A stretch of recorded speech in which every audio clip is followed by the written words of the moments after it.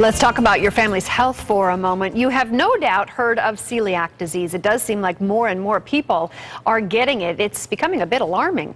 It's a digestive condition that's triggered by the consumption of the protein gluten. And here with her own family's personal story of celiac disease is Wendy Rose. She's a registered nurse, a busy mom, and the owner of CandyHeartsBlog.com. She lives in the West Valley. Nice to see you. Hi, thanks for having me. Yeah, I know you're uniting people through that blog in the West Valley. I'm going to talk about that in just a minute.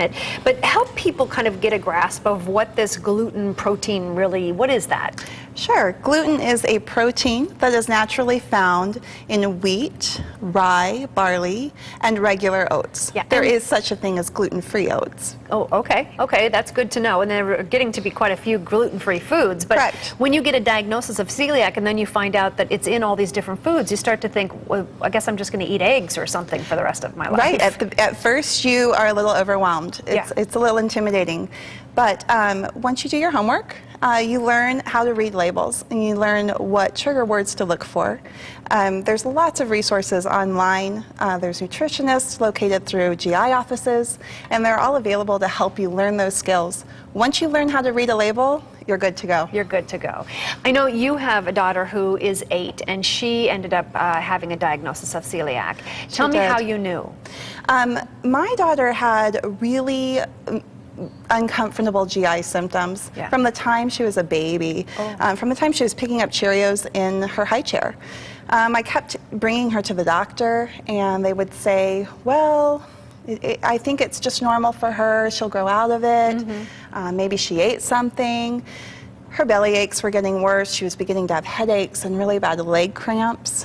And she was actually tested for celiac multiple times before her screening was positive. Wow. When she was 5 years old in 2008, we had her screened again. Yeah. And it was at that time that her screening turned positive. We took her back to the GI doctor, had her get an endoscopy. She had a small bowel biopsy, and that confirmed the diagnosis of celiac. Yeah. Correct. It's interesting. Let's take a look at some of the symptoms that are out there, because there are a wide range of things that can happen to you. You could have stomach pain. You could have that upset stomach like she was having, the bloating, the diarrhea, the joint pain, the muscle cramps, the skin rash, mouth sores, tingling in your feet and legs. You could have a lot of different things. Ironically, you had celiac disease and didn't even know it. That's right. No symptoms. No symptoms at all. But you found out because she had it, and then you were tested.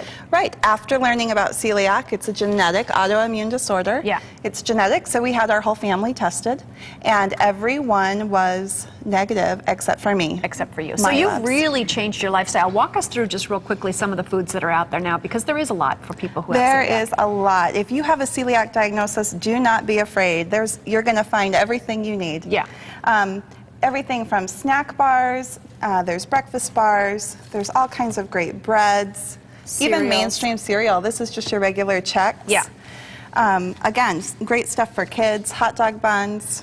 Well, when we look at these are down here are clearly snacks, and one of your smart and simple tips for moms on your blog is really just make sure you always have some snacks on hand that are gluten-free. That's right. You never know when you're going to need a snack, and you can't always be sure there will be a gluten-free option available, so keep something in your purse. Yeah, make it easy for your kids. I like that you're seeing a lot of the breads and the cereals and things, because you are getting the wheat and the rye and the oats all in your diet still, but it's gluten-free now, which is beautiful. Well, not exactly, because it's using different grains. Yeah.